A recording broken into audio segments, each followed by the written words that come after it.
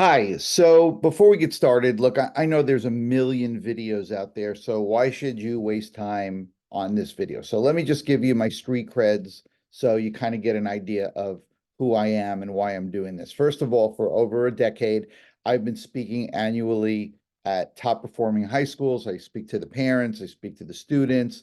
The same schools bring me in to do professional development with guidance counselors and English teachers.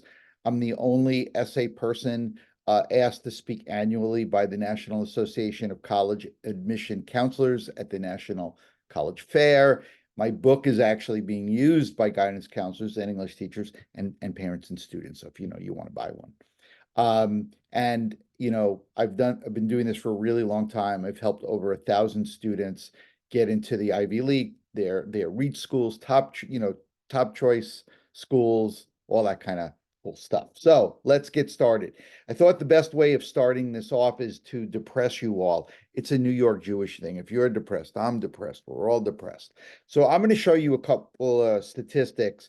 Now, I happen to use the Ivy League as examples, but this presentation is not about the Ivy League.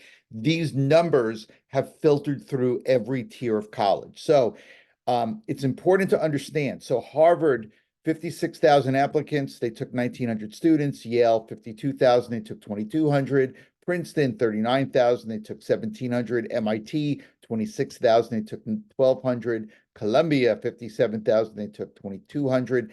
Brown, 51,000, they took 2,600. Harvard turns down approximately 500 kids a year with perfect SAT scores. 1,100 get turned down with 800 on their math. So now that you're depressed, I'm depressed. We'll go rent Les Mis. It'll be perfect.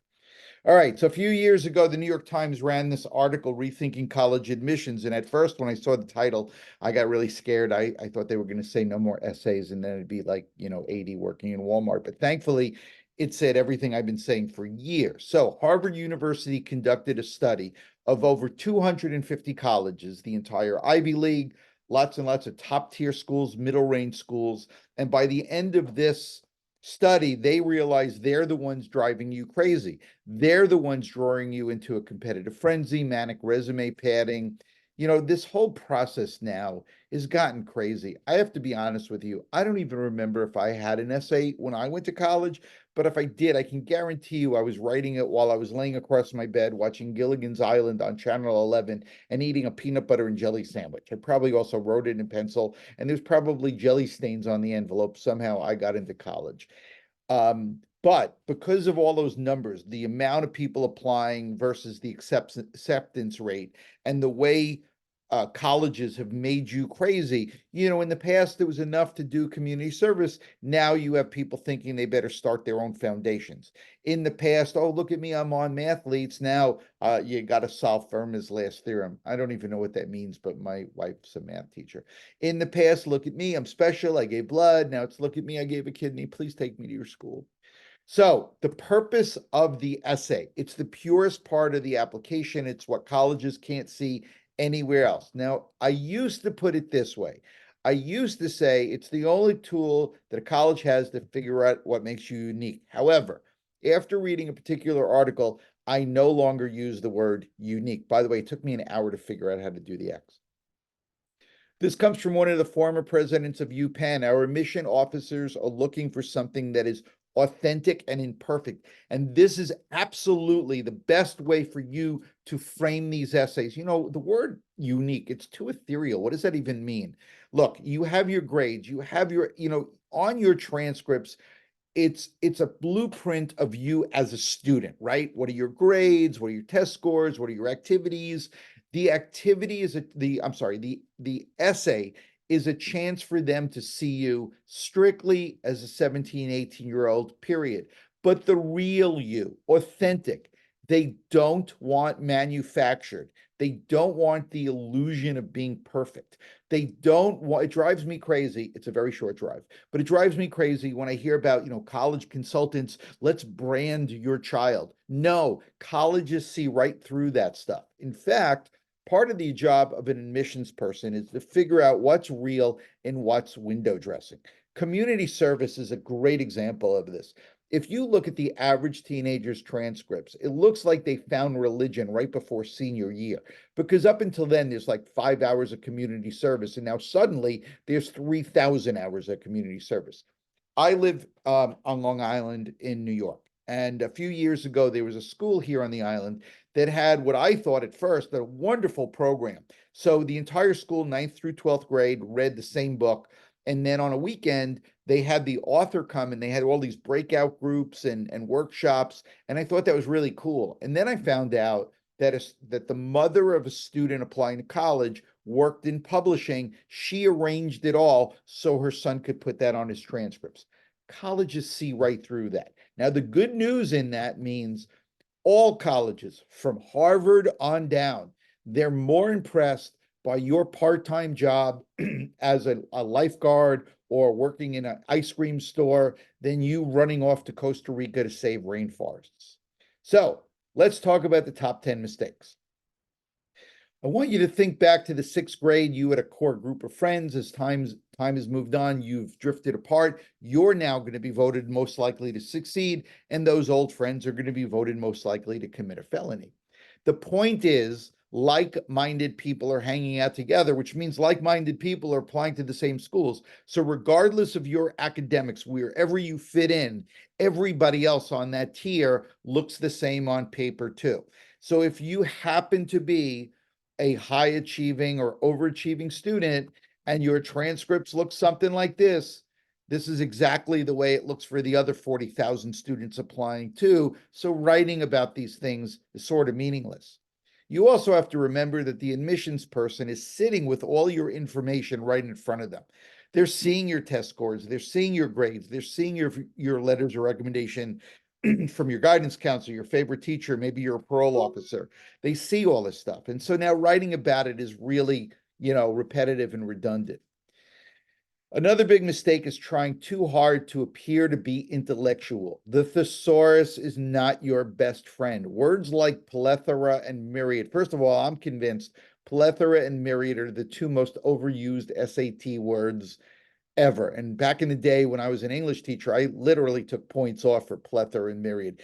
And when I see a student write thus, come on, you say to your parents, I finished my work thus. They're going to bring you to the doctor to see what's wrong with you.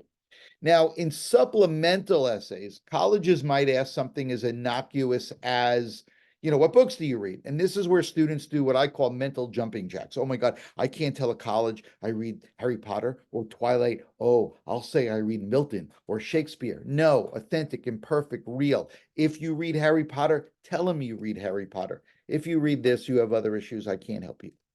Even in the phrasing of things, I want to partake in the diffusion of knowledge with high impact professors to diversify the angles from which I look at different issues. Yeah, this will drive an admissions person into early retirement. So here's a really good, bad example. From an early age, we accept death as the inevitable, but do not comprehend its actual denotation. Death is the impending future that all people must eventually grasp. In my early teens, my grandfather tragically perished.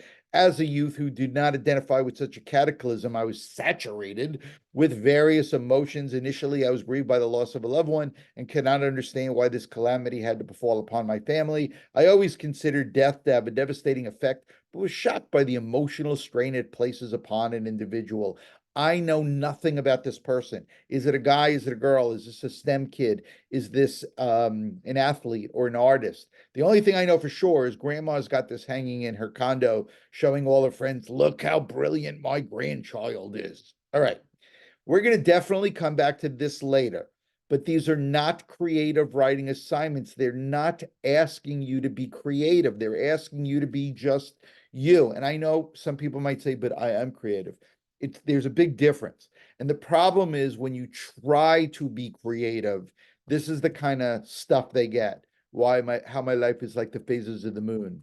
Why these essays are actually meaningless. And my favorite one I ever read, I could prove I am God. This was a math kid that said basically his whole essay was how you can't prove a negative, so you couldn't prove he wasn't God. I rolled it up, I hit him in the head, and I went, where's your God now?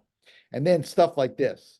In a land where the sun warmed the field and dreams soared high, I was on a mission. Sports was my world, and I ran toward my goal like a comet streaking through the sky. Please don't do this. This will kill an emissions person.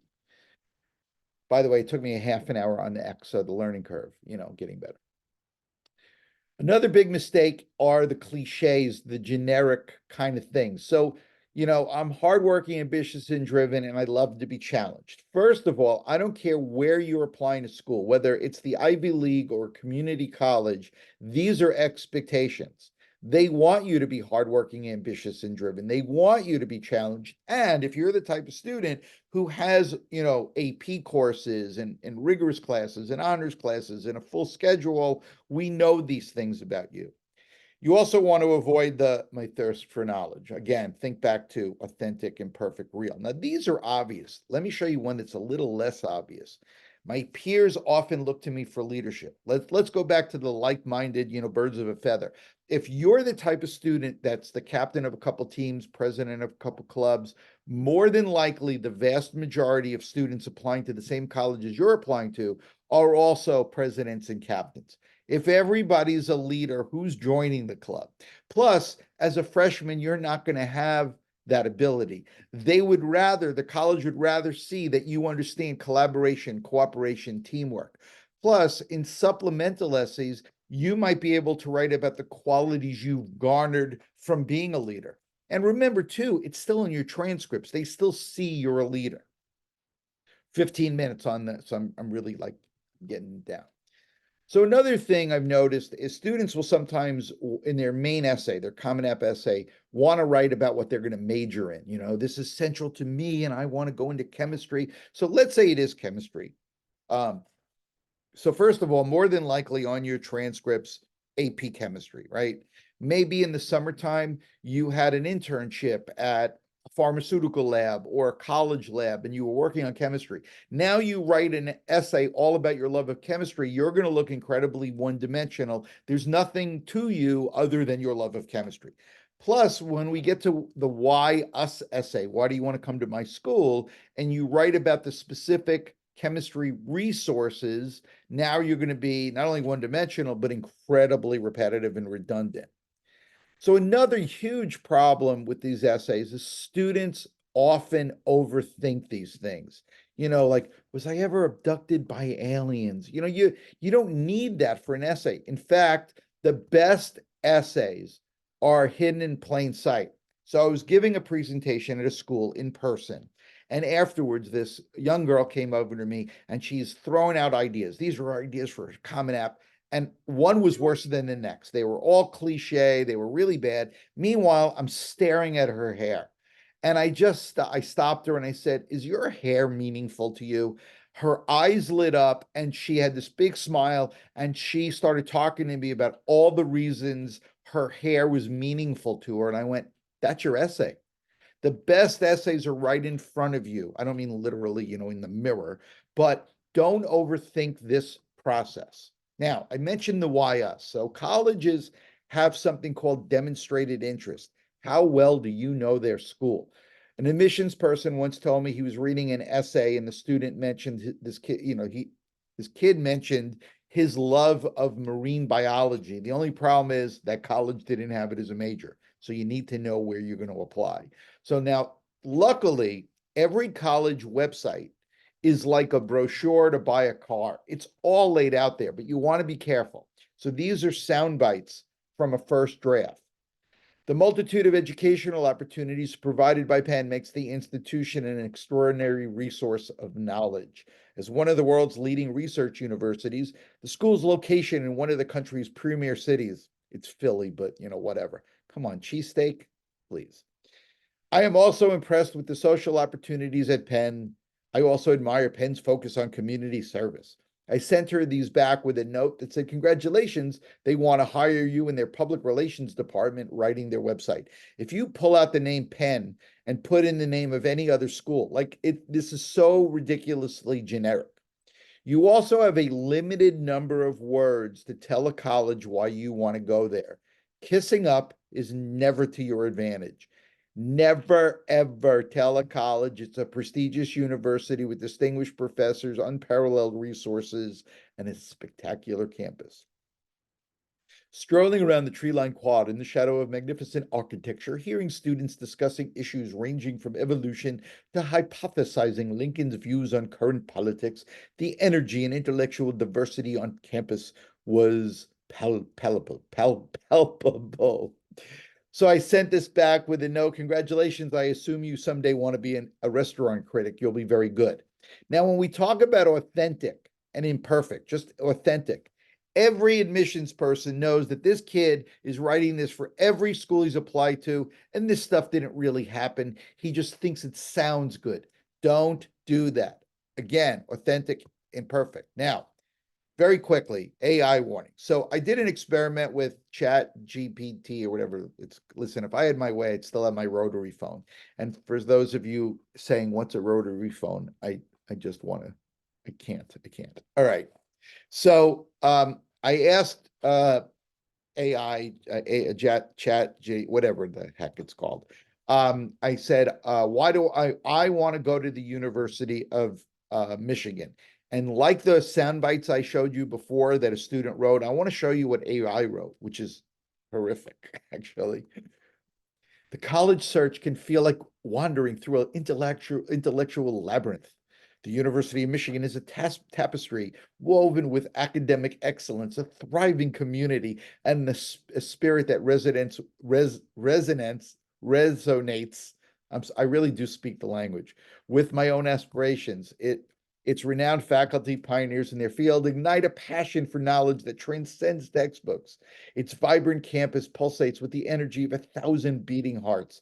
I envision weaving myself in the fabric of this diverse and dynamic tapestry. So yes, the University of Michigan beckons, and I, with a heart full of maize and blue, am ready to answer its call. Okay, first of all, look at it this way. You've worked really, really hard to have your transcripts at a level that you could apply to college and get in. Don't mess that up by taking the easy way out or thinking it's the easy way out and relying on AI, because this is the kind of crap that it's going to produce. Plus, as we speak, colleges and companies are working on software to detect AI. So please don't throw it all away because they see this, you're done. Okay. So you need to be specific. And again, the college website, it's all laid out there. What are the specific resources in academics that they have that you want? Are there specific internships, specific clubs, specific organizations, even specific traditions? Don't worry, I'm not going to start singing a song from Fiddler on the Roof. Okay, so girls reading about, through this website, a top tier school, and comes across this tradition, which is kind of cool. They have a radio controlled life-size skeleton that once a semester will walk into a professor's class and ask the professor a question. If the professor gets the question wrong, the class is dismissed. Now, as one part of this essay, just one part, she wrote, I'm going to be hundreds of miles from home. I want a sense of family, a sense of community. Knowing that your professors are going to have that kind of relationship with us, I know I'll be part of a family. She happened to get accepted to that school, and on her acceptance letter in the margin was a handwritten note that said, I'm going to make sure the skeleton comes to your class in the fall. Why? Because it was real. Best thing I ever heard from a Tufts University admissions person who said, when I'm reading an essay, I know it's the right student when I stop and smile and I think, I got to run into this kid next year just to say hi. How you doing? You like it here? You having fun? The essay is about making a personal connection. Now, listen, you don't have to be funny. You don't have to be charming. You just have to be yourself. And I know that's why this is hard. Nobody's ever asked you to do that. Look, if a teacher said, do an essay on the Treaty of Versailles, you know exactly what to do. You wait until the night before it's due. You stay up until 4 o'clock in the morning writing it and texting your classmates that are also staying up. You hand it in first period and fall asleep by third period. But the minute somebody says write about yourself, you're like deer in headlights. So it's also extremely important to visit a campus, obviously, if you can. You know, it cracks me up when I see people apply to like all the Ivy Leagues. Well, if you're applying to Columbia and Dartmouth, what makes no sense to me is if you love Dartmouth, you're going to hate Columbia. And if you love Columbia, you're going to hate Dartmouth. You need to go to the school and the vibe of the school and see if it fits you. More importantly, for the essay, think in terms of what I said before, demonstrated interest. Your tour guide is going to be a student who's going to tell you stories about their own experiences. So somewhere you're going to be able to write, when my tour guide told me XYZ, I knew this was the right school for me because. It's also really, really important when you're not on the official tour to walk around, just talk to students. And I always laugh when students say, well, what if nobody's friendly? Well, first of all, if nobody's friendly, you better find out now before your parents write a check for $40,000. But the truth is they're all going to be friendly. And again, you're going to meet freshmen, seniors, juniors, sophomores, all telling you different stories and their experiences. First of all, they may help you decide whether or not this is the right school for you. But again, some of their anecdotes will make its way into your essay. And by the way, if you don't recognize this picture, if you've never seen the movie Animal House, you can't go away to college until you watch it. So this weekend, please rent Animal House. It's like a prerequisite.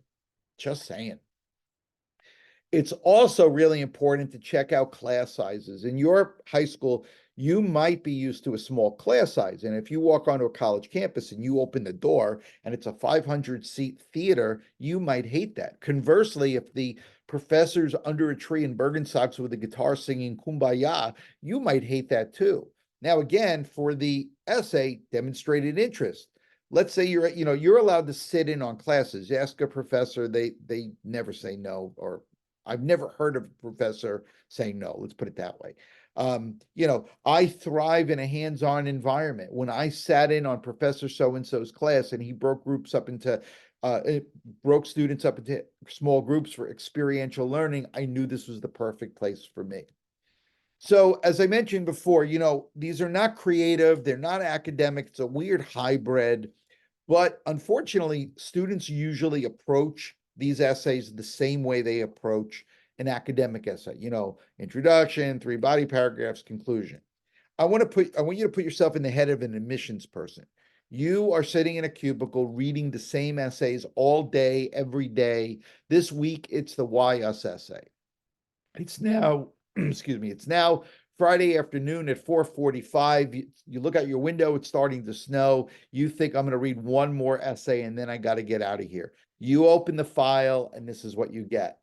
As a senior in high school, everyone around me, teachers, friends, parents, ask about the future on a daily basis. Emily, have you finished your college applications? Emily, what are you going to major in? Do you know what you want to do after college? I haven't even finished high school yet, but no one seems too concerned about that. While I'm balancing running the demands of advanced placement schoolwork, tutoring, and applying to college, all everyone seems concerned about or what my major is and what I want to do with myself in the future. When I get asked these questions, I realize that while I have been actively pondering my future, I haven't made formalized plans on the field of study I want to pursue. I'm assuming that if you're watching this from the East Coast, like New York, New Jersey, I'm not talking too fast, but I'm assuming if people in California are watching this, they're like, whoa, slow down. So anyway, if I'm the advisor to the school newspaper, I love this. I'd say, hey, I want you to write for every edition. I want the underclassmen to know what you're going through, but you're the admissions person. This is your face. I just want to know why you want to go here. They're not reading this. As soon as they start it and see what it is, they're skimming. Now, it's not just because it's too much. With over 3,000 colleges scattered across the United States to choose from, it might seem like a daunting task to pick one which suits my needs perfectly. However, I truly believe that NYU is the perfect place to foster my interest for several reasons. Now, on the surface, this seems acceptable, right? But this exact example, this knucklehead was applied to the University of Michigan and forgot to take out NYU. So this screams out to admissions people template, and they know that they're just doing that. They're just popping out the name. But every once in a while, a kid forgets to do that. Now, I see this easily a dozen times a year. If I see it a dozen times, colleges are seeing it hundreds. Don't think of it as an introduction. Think of it as an opening. So this one student reading through the website, the school's website was filled with information about having an interdisciplinary education. When he went to campus and they went to he went to the information session, they talked about an interdisciplinary education, demonstrated interest. Here was his opening. During my high school career, many of the most memorable lessons combined disciplines. As one of my teachers put it, one can't learn in a vacuum. The University of Blank encourages interdisciplinary education, which will provide me with the potential of new discoveries and a greater understanding of how things are interrelated, while giving me the chance to take charge of my education, tailoring it to fit my goals. Right away, he knows what the school's about. He's experienced it himself, and he knows what he's going to do with it when he gets here. Now, from here, he was even more specific. What are the specific academic resources, et cetera, et cetera. Now, I could spend an hour talking about bad writing mistakes, but I don't want to bore you all and put you to sleep. So I'm going to mention one writing mistake that drives me crazy. And as I said before, it's a very short drive, but I beg you not to make this mistake. It doesn't matter what the question is, regardless of the question. Let's say it's, what is your most meaningful extracurricular activity? The absolute worst way you could begin your essay is, my most meaningful extracurricular activity is. This is literally middle school formulaic writing that should have been beaten out of you in the 9th grade. And now you're applying to college. Plus, can you imagine the admissions person reading my most meaningful, my most meaningful? No, no, no. You could start with something as simple as nothing compares to my experience in Model UN. So these are the topics that I usually say run for the hills. So volunteering. Now, the little caveat on the volunteering. If you're involved with, let's say, one organization or one type of organization, that's okay. The place that colleges start to raise an eyebrow is 2 years ago, you volunteered with Special Olympics. In the winter, you played violin at the nursing home. In the fall, you worked in a food bank. You're all over the place. So be careful that if you write about volunteering, it's something you're passionate about and something you're close to. I use my own daughters as an example. I know I'm old. I am older than I grew up with a rotary phone, for God's sake. Anyway, but I started late. So my daughters are actually juniors this year. So I'll be going through this hell as well. But they love horses. So aside from riding, they got involved here on Long Island. There's a place called Horseability that uses equine therapy for kids and adults actually with special needs. That's their main thing. So between horseback riding and volunteering with Horseability, there's a passion, there's a thread of interest that is consistent and it's authentic. Plus, to me, every Long Island girl should learn how to shovel horse manure and carry really heavy buckets of water. I'm so proud of my girls. Now, sports injuries used to be okay to write about. The problem is now, like everybody tears their ACL. The chess team is tearing their ACL. All of these things are relatively cliche. However, if your perspective is authentic to you, you could write about anything.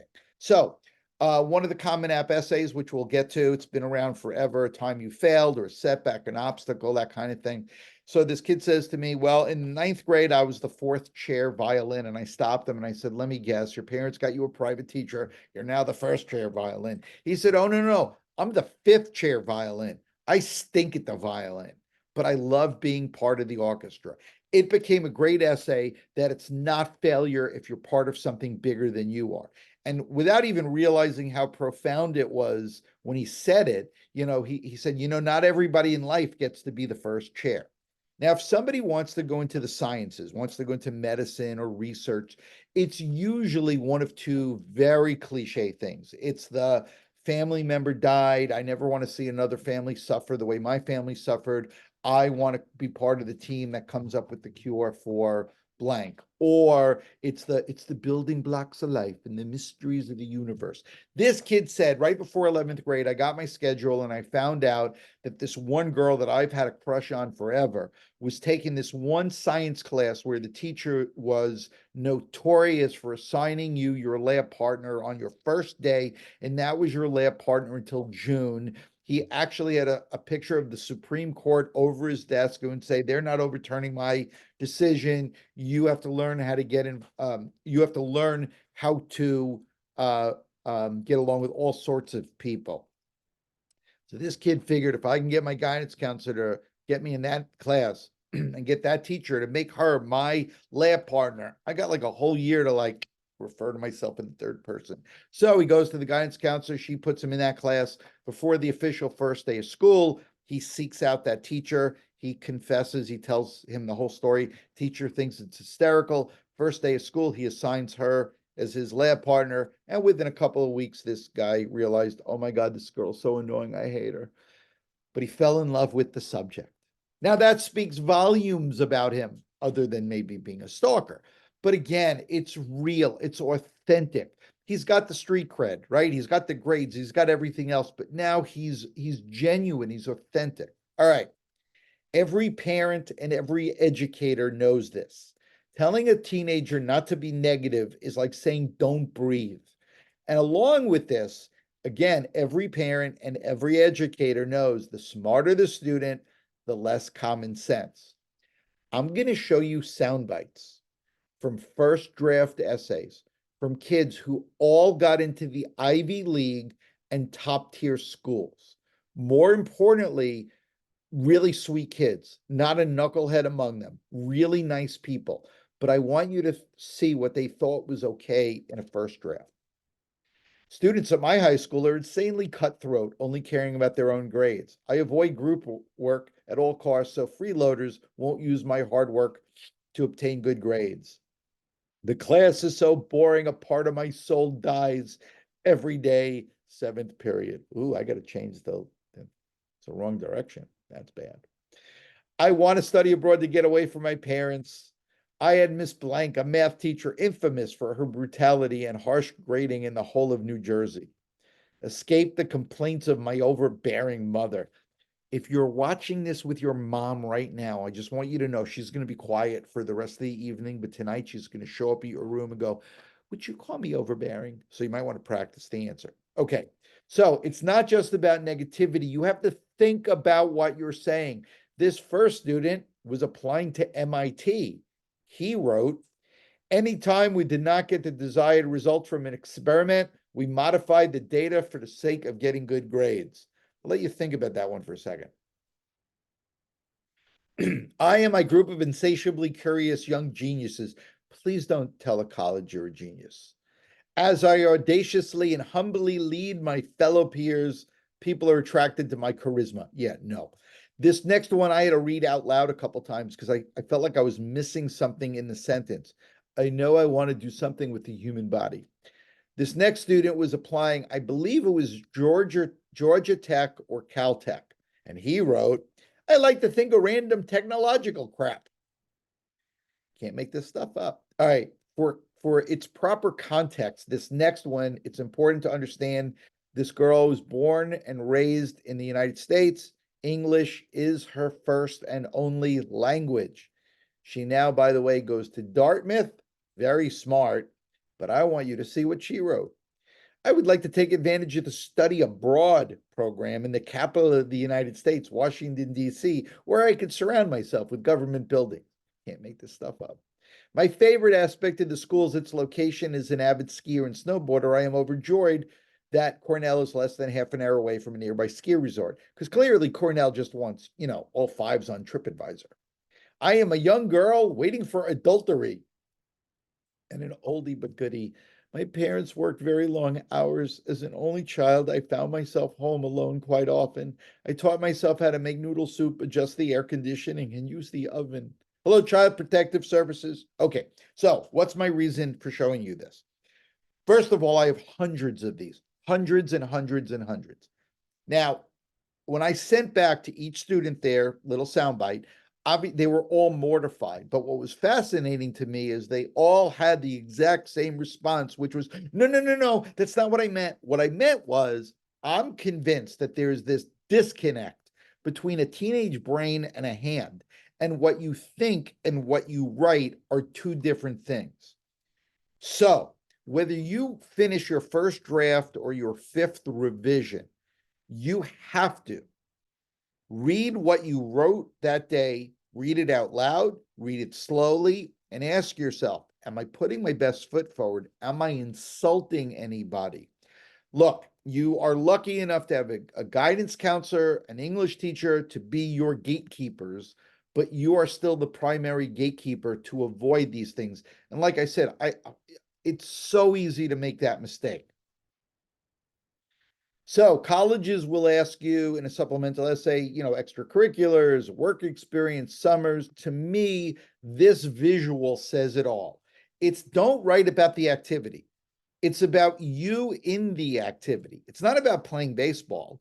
What's it like being on a team? What's it like winning together? What's it like losing together? What's it like building up the weakest player on the team? So here's a girl that everything was robotics.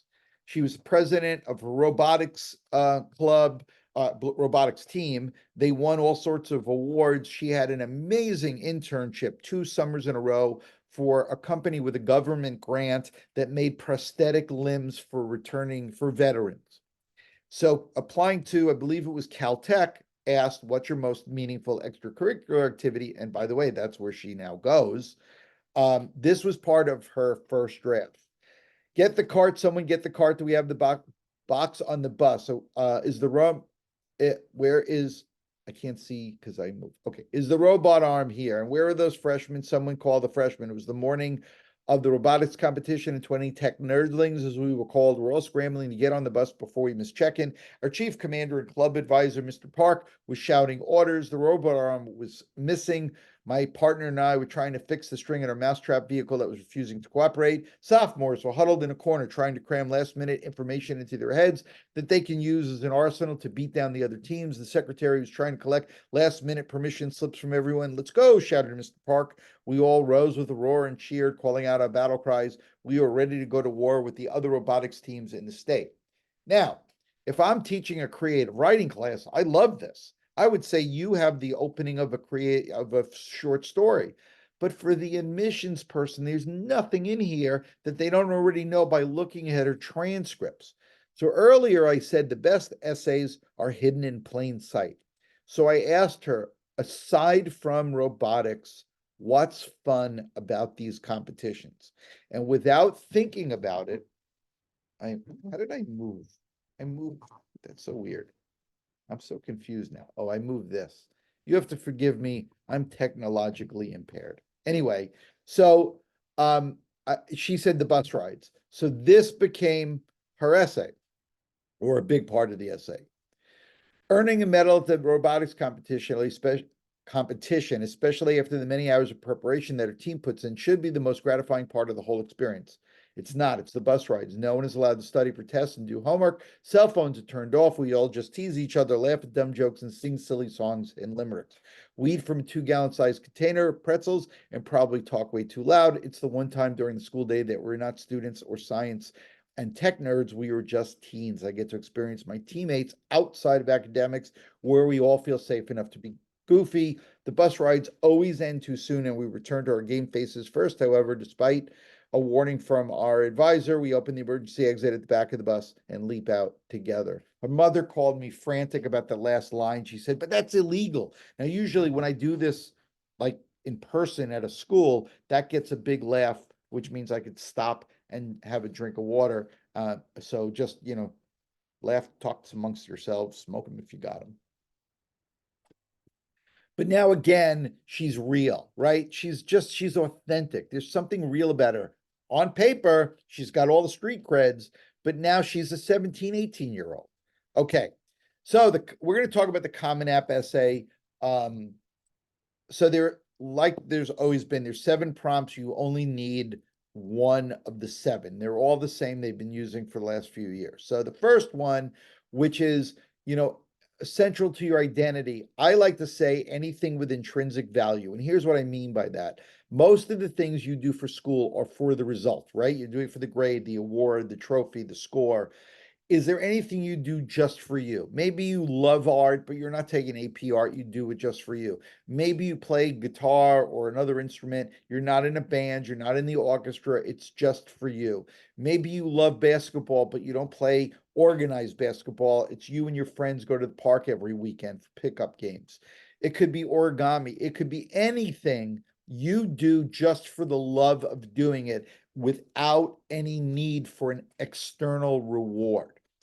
Maybe you love cooking, right? It's total freedom, isn't it? It's so opposite of your school day. There's no rubric, there's no structure. You could experiment. Maybe it's cultural. Maybe it's, getting, grandma's recipes to bring you closer to your own culture. Like the hair, maybe you have red hair, maybe you have unmanageable hair, maybe you're a klutz, maybe you have a loud, annoying laugh. All of these things could be part of or be your essay. Don't write about having a competitive nature. Don't write, love of learning is as bad as thirst for knowledge. And, this is 2024. Thankfully, being a first generation American is commonplace. So don't write about that because that's incredibly redundant at this point. Not redundant, cliche. I'm sorry. It's been a long, well, you're listening. I'm just talking and talking and talking, all in one take. All right, so the second one, which we briefly talked about, an obstacle, a setback, a failure. Maybe you teach kids. It could be religion, it could be swimming, it could be an instrument. And prior to the first day, you had everything planned out, right? You walk in and all these rugrats are bouncing on the walls, and now you're like, oh my God, everything I brought's not going to work. So now you have an obstacle, you have a setback. How do you get to the other side of that? That's an essay. Maybe you didn't make varsity. We all know people that if they didn't make varsity, they quit the sport. But, there are plenty of students that, all right, I didn't make varsity, but they play on JV. That's a setback, but then was playing on JV, this amazing, great experience. That's an essay. Don't write about the torn ACL. Now, you can write about academics, but you want to be careful. You don't want to write, I underestimated my first test. I studied harder, now I'm getting straight A's. Let's say you're the math kid, and let's say you take great pride, you're the go-to student. Everybody asks you questions, and of course, you've never needed extra help. And now you're taking a level math course that's just kicking your butt. And for the first time ever, you're going to extra help. For the first time ever, you're sort of swallowing your pride and going over to that kid who is getting straight A's. Maybe at night you're doing YouTube tutorials. If you're going through hoops to get to the other side, that's an essay. Here's another possibility. Maybe you're taking a course, not because you're really interested in it, but it's sort of an expectation, like AP physics.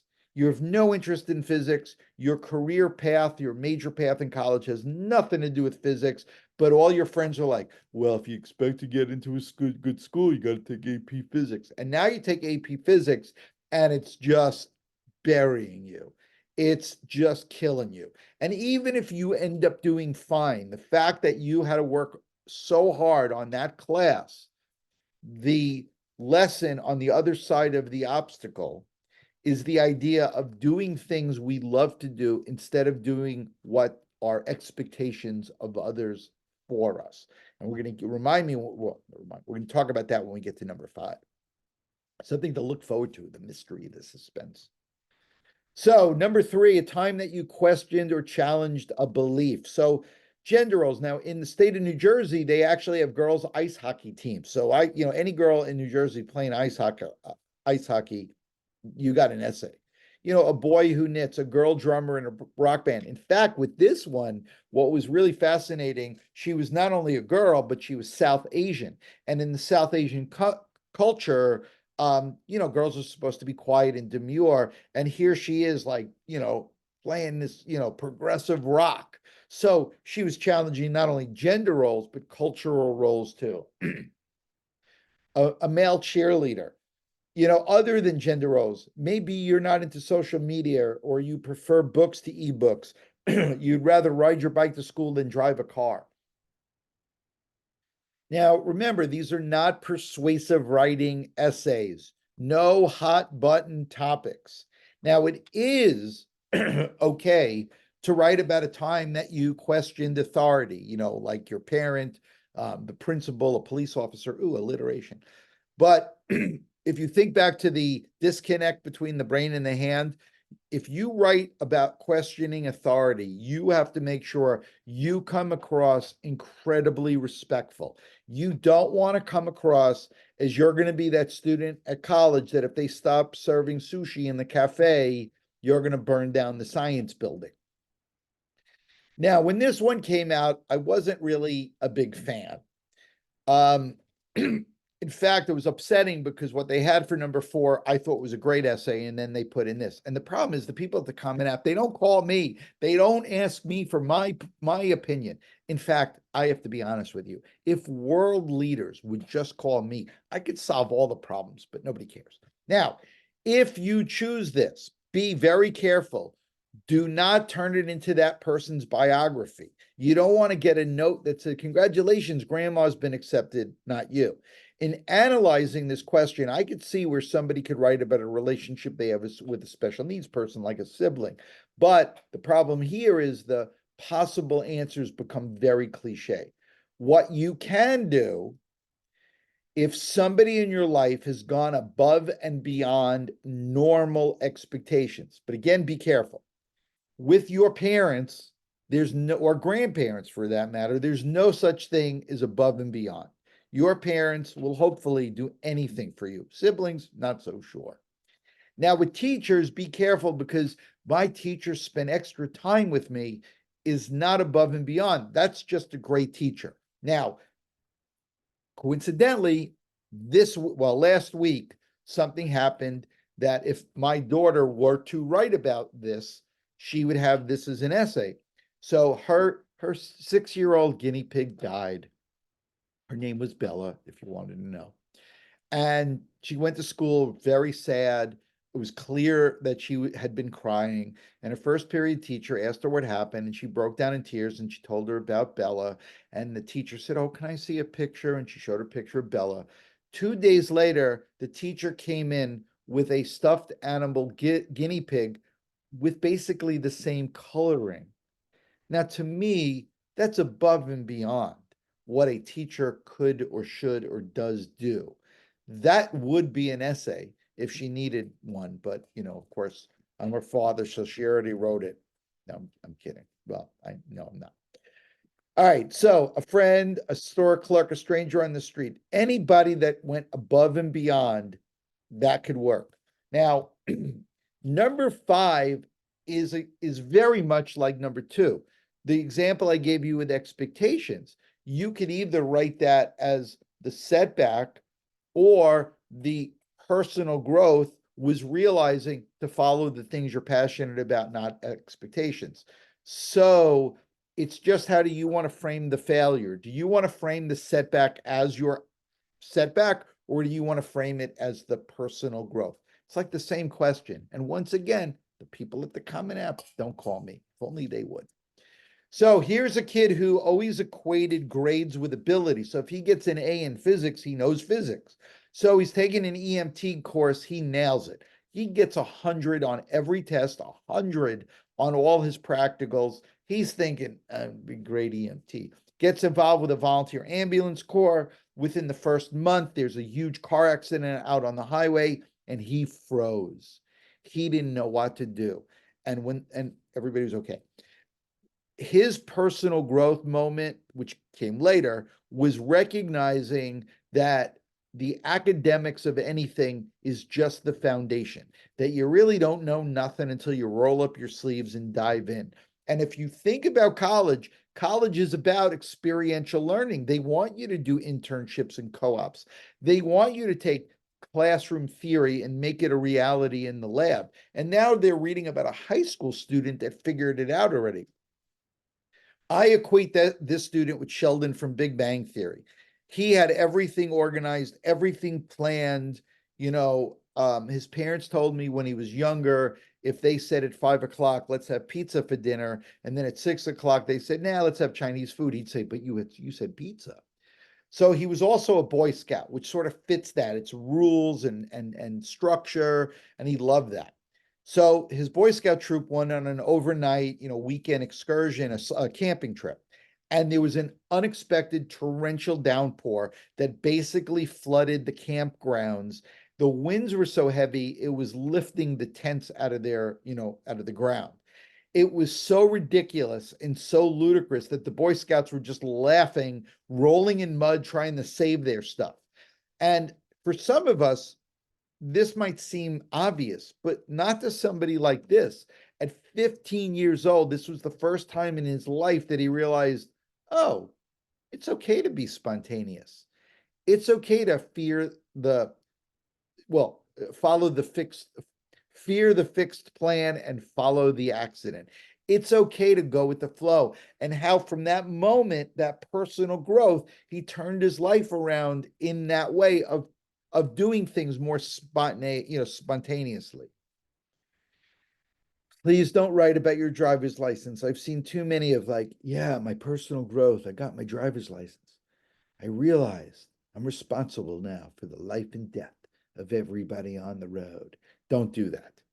Don't do that. I went away to soccer camp for like a whole week, and every day I had to get myself up and dressed and to the field and back. I'm like a grown up now. Don't do that.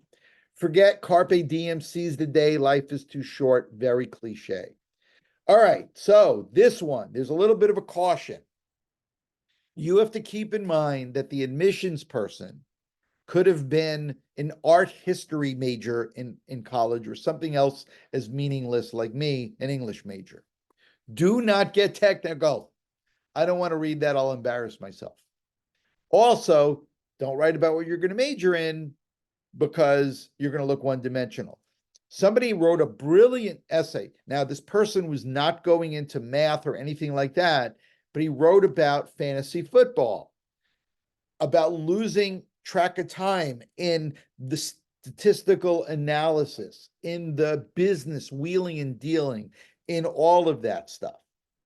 All right.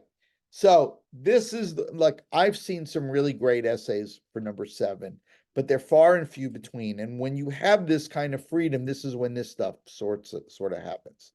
But I do want to clarify creativity for you. So here's a girl who got a job as a lifeguard on a lake.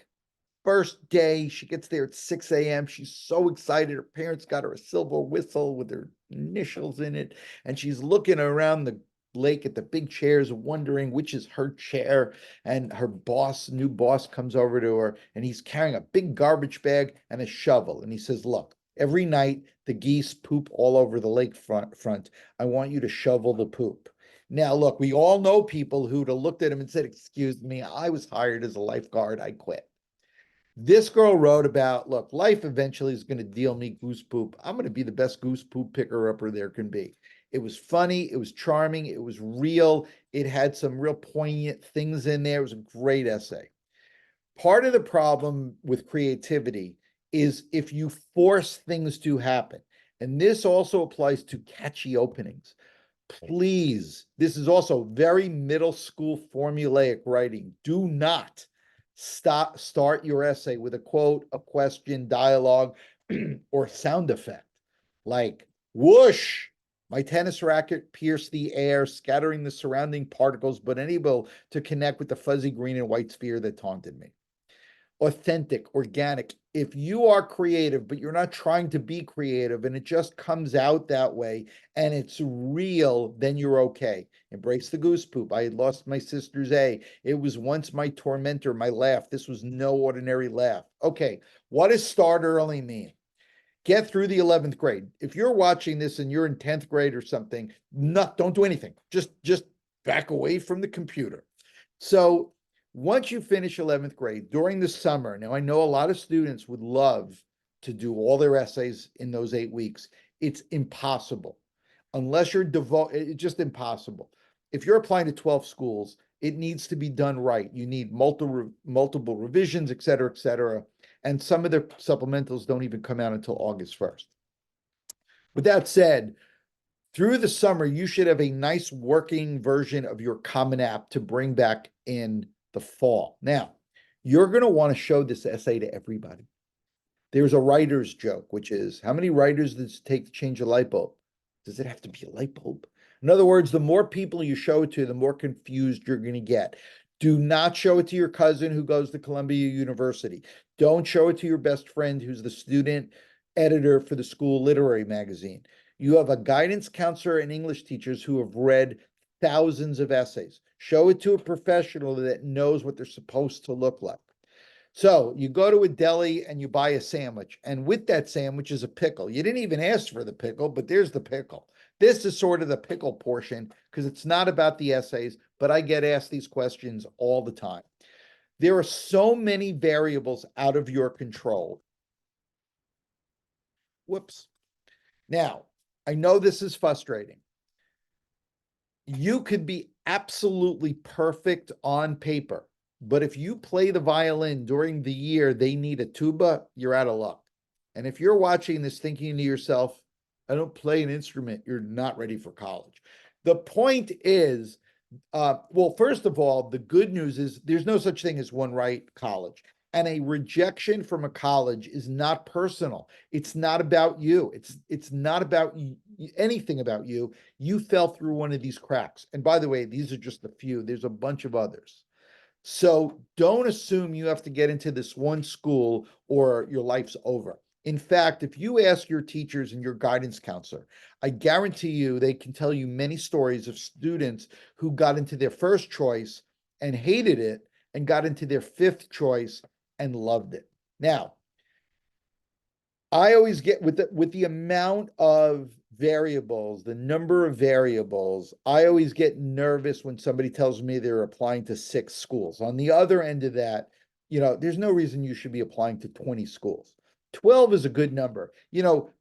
It's basically 4 safety, 4 in range, and 4 reach. You could play with those numbers a little bit, maybe a couple of more in range, a couple of more reach, but you don't need 20 colleges. Now, definitely apply to reach schools. You might not have the exact GPA or test score, but holistically, you might have what they want. Now, you can only answer this question for yourself. There are students that have tutors for everything.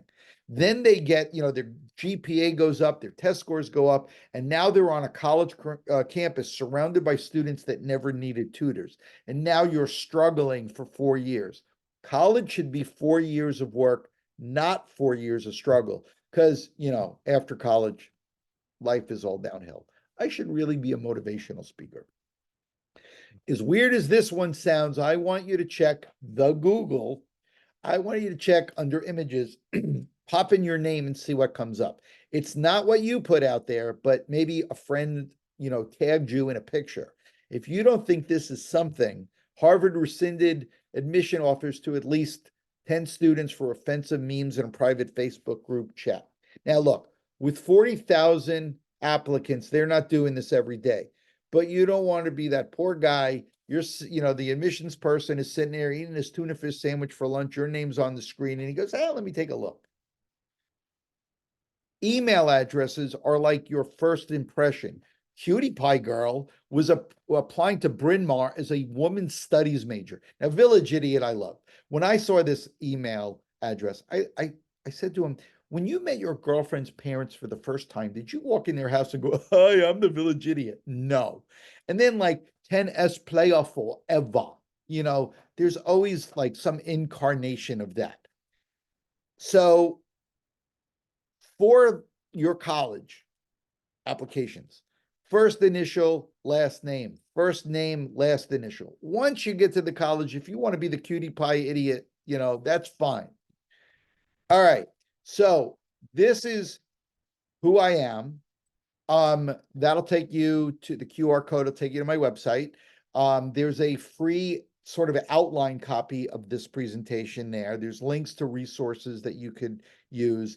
I, of course, do one-on-one essay advising. I limit the amount of students I work with and my book. And I know, like, again, all the free information, not to pitch my book too much, but just keep in mind, it's based on this presentation, but it has tons and tons of specific essay examples in there. And it's only $12. It's like the price of two, Starbucks cappuccinos or frappuccinos, with like less calories or whatever. Anyway, thank you so much for watching. I'm gonna stop the share now. Gotta figure out how to do this. I wish I had money in stock in Zoom. Like, don't you?